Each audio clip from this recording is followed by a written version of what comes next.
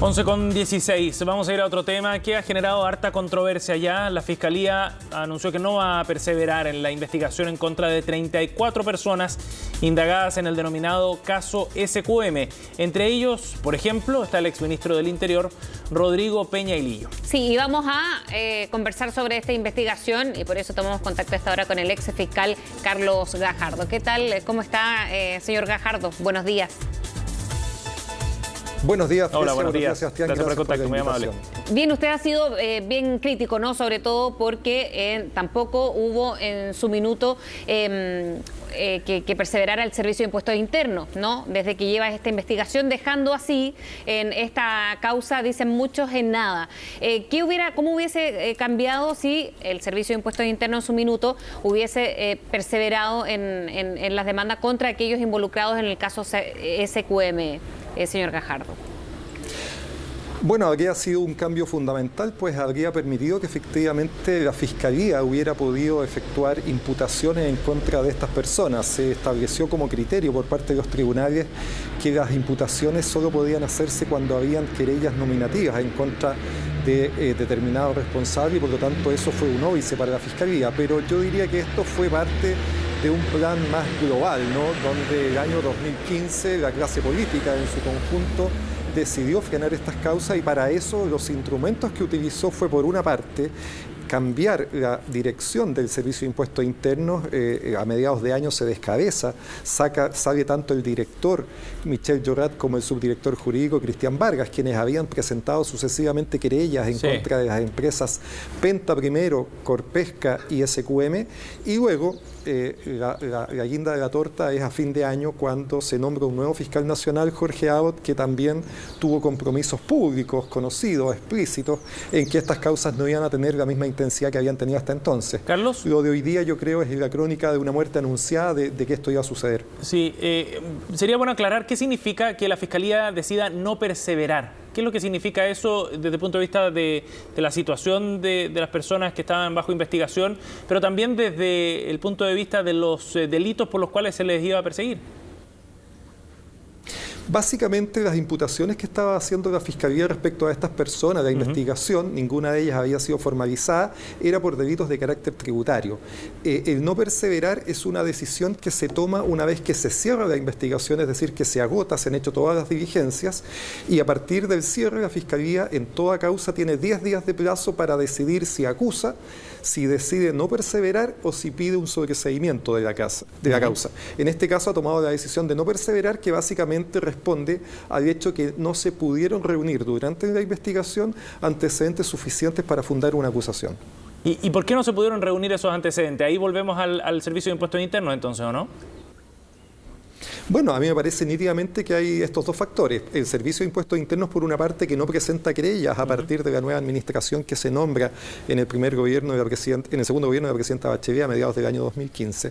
Y yo creo que también influye que la Fiscalía toma también una decisión de no ser, diría yo, suficientemente estricto en la investigación y en la manera en que se van resolviendo los casos. Hay que recordar, por ejemplo, que en los casos en que sí hubo querella contra el senador Iván Moreira, una vez que es desaforado por la Corte Suprema, la Fiscalía igual decide no seguir adelante con el caso mediante una suspensión condicional del procedimiento, que implica que la causa no va a juicio. Y misma decisión toma con la empresa jurídica SQM, que también estaba formalizada, también decide suspender condicionalmente la investigación. Entonces acá obviamente las responsabilidades son compartidas. Por cierto, el Servicio de Impuestos Internos, con el hecho de no presentar querellas, es muy responsable de esta situación, pero la Fiscalía, en los casos en que podría haber continuado adelante, tampoco lo hizo a partir de la dirección del fiscal nacional Jorge Abbott. Es muy nítido, me parece, este acuerdo transversal que interviene tanto el Servicio de Impuestos Internos como el Ministerio Público y que impide que estas causas sigan adelante. Hay que pensar que estamos hablando de hechos que ocurrieron 6 años atrás y todavía estamos sintiendo, diría yo, las réplicas de las decisiones que se tomaron en ese momento. Señor Gajardo, hay en algunos hechos políticos, ¿no?, que generan quizás más ruido que otro, algunos nombres que van quedando fuera de esta investigación.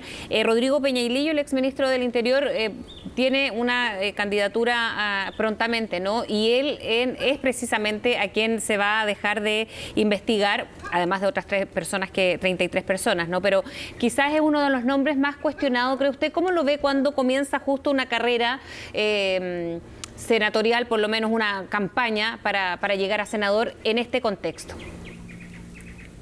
En el caso del señor Peñailillo, yo distinguiría que hay dos situaciones que son complejas en la investigación respecto de él, ¿no? Lo primero tiene que ver con su posible participación en el financiamiento irregular de la candidatura de la expresidenta Michelle Bachelet a través de la empresa Asesorías y Negocios, cuyo representante legal era Giorgio Martelli, pero la investigación lo que demuestra es que más bien las decisiones relevantes sobre, por ejemplo, a qué empresas se le pedía financiamiento y cómo se accedía a esas empresas, obviamente excedían de las posibilidades y de las capacidades de Giorgio Martelli. Pero hay un segundo hecho que también fue investigado, que también es muy delicado, que tiene que ver con las presiones que se hicieron para que el Servicio de Impuestos Internos justamente no se querellara. A ese respecto hay declaraciones que se han conocido públicamente respecto del exdirector Michel Llorat, quien señalaba que expresamente el ministro de la época, Rodrigo Peñailillo, a través de una asesora, Andrea Palma, le dio mensajes directos de que esta investigación no debía llevarse adelante, incluso dándole instrucciones de que si era necesario fuera con camiones a rescatar toda la contabilidad de SQM para que la Fiscalía, nosotros los fiscales, no pudiéramos acceder a ella.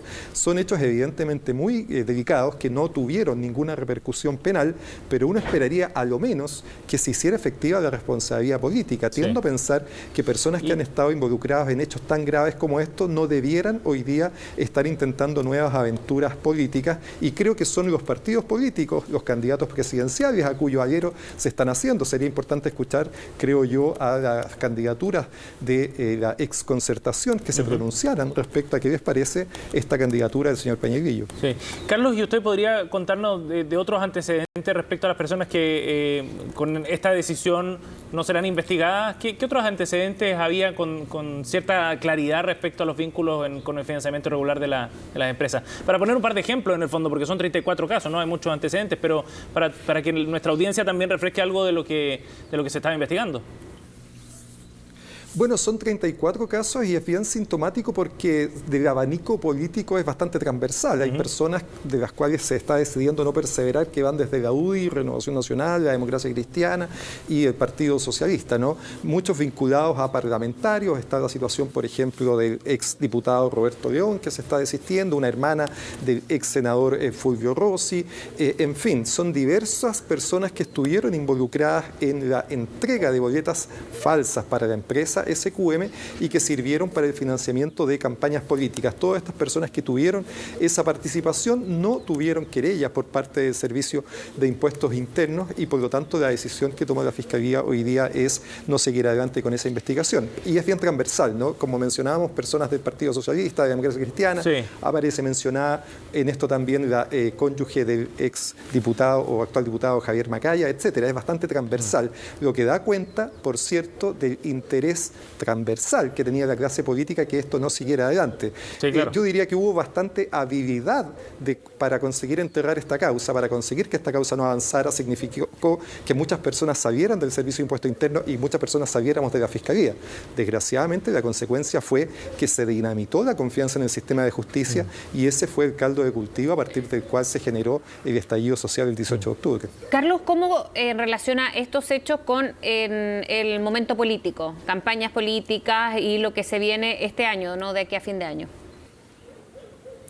Yo diría que estos hechos han tenido mucha consecuencia en las sucesivas elecciones que están habiendo en nuestro país. Si uno ve lo que sucedió sobre todo en las recientes primarias y en la forma en que se están gestando los nuevos liderazgos en el país, hay una renovación evidente. Tanto Sebastián Sichel como Gabriel Boric, los grandes ganadores de las primarias, son personas muy jóvenes comparativamente, ¿no? Y que vinculación directa ellos no tienen con estos hechos. Y por lo tanto yo diría diría que hay una consecuencia nítida en la nueva generación que está accediendo al poder. Yo creo que lo importante es que además de que esa nueva generación esté limpia de su vinculación con estos casos, las personas que estén detrás de los candidatos también lo estén.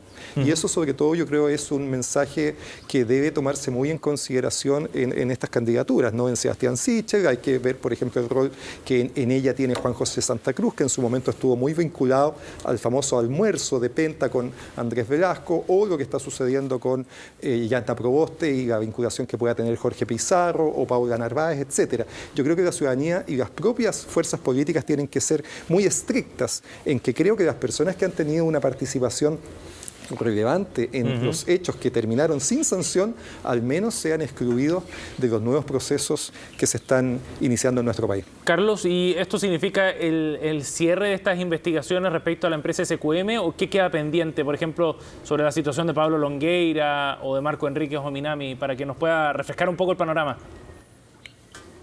Bueno, esa es la parte de la investigación que se encuentra actualmente vigente y está en estos momentos tramitándose la audiencia de preparación del juicio oral, que se está llevando adelante con un número aproximado de 8 personas, donde los más relevantes son Pablo Longueira, Marco Enrique Ominami y el propio Patricio Contese. Básicamente por los delitos de carácter tributario, respecto de los cuales sí hubo condena que afectan al conjunto de la empresa SQM y por lo tanto ahí la mayor responsabilidad y las mayores imputaciones son contra Patricio Contese, pero también respecto de un cargo muy grave que está en investigación, que es la acusación que hace la Fiscalía de que Pablo Longueira recibió dineros de la empresa SQM ya no para financiar campañas, sino que para favorecer la dictación de una ley que favoreció a SQM, el royalty minero. Esa es una acusación muy grave de corrupción, derechamente, que está hoy día en actual tramitación, que se encuentra preparando el juicio oral y que probablemente en algunos meses más debiera derivar en un juicio oral en que este caso se conozca, tal como sucedió con el caso Corpesca y Jaime Orpiz, que ya terminó con sentencia condenatoria. Exacto, eso le iba a preguntar también, la diferencia de estos casos en particular, que sí continúan, sí hubo pruebas no presentadas por, en este caso, Servicio de Impuestos Internos, pero también porque hay otras causas, en el caso de Pablo Longueira, ¿no? Esa es la diferencia que, de alguna manera, deja que estos otros 34 casos, que no se perseveren en ellos. Yo diría que habría que hacer la diferencia fundamental antes de las querellas del Servicio de Impuestos Internos, que hay casos en que la Fiscalía ha imputado actos de corrupción de cohecho, ¿no? Que ya no tiene que ver con financiar campañas, sino que tiene que ver con haber recibido dineros siendo funcionario público sin que hubiera campaña de por medio para favorecer a la empresa. Esos cargos en su conjunto fueron 3. El primero fue respecto de Pablo Wagner en la empresa Penta, siendo subsecretario de Minería. Él no tenía ninguna campaña, era un subsecretario y siguió recibiendo dineros de Penta, que tenía intereses uno de sus controladores en una minera. En ese caso, a pesar de que era una investigación muy avanzada, la Fiscalía decidió no seguir adelante con ella y se conformó con una sanción menor que implicó desestimar la acusación de cohecho. Ahí también la Fiscalía tiene una grave culpa en haber tomado esa decisión. El segundo caso de corrupción importante terminó con sentencia condenatoria, que es el caso de Jaime Orpiz. Ese es un caso también en que, sin haber campañas de por medio, la empresa Corpesca le pagaba mensualmente a Jaime Orpiz para favorecer la tramitación de la ley de pesca. Ese fue el único caso hasta acá que ha sido seguido hasta el final y que ha terminado con una sentencia condenatoria. Y el tercer caso es el que está vigente de corrupción de Pablo Longueira, en que tenemos una investigación cerrada a puertas de ir a juicio oral. Sí. Esos son los 3 casos más graves de corrupción. Los demás son de financiamiento político, que yo diría que son graves, pero comparativamente tienen una gravedad menor a un caso de corrupción. Vamos a ver qué es lo que ocurre con esos casos, los que siguen abiertos en esta materia, que fue emblemático, marcó un punto de inflexión definitivamente en nuestro país. Gracias, Carlos, por la conversación esta mañana, muy amable. Que tenga buen día. Que estén muy bien ustedes, Sebastián, que cuídense. Muchas gracias. Hasta luego.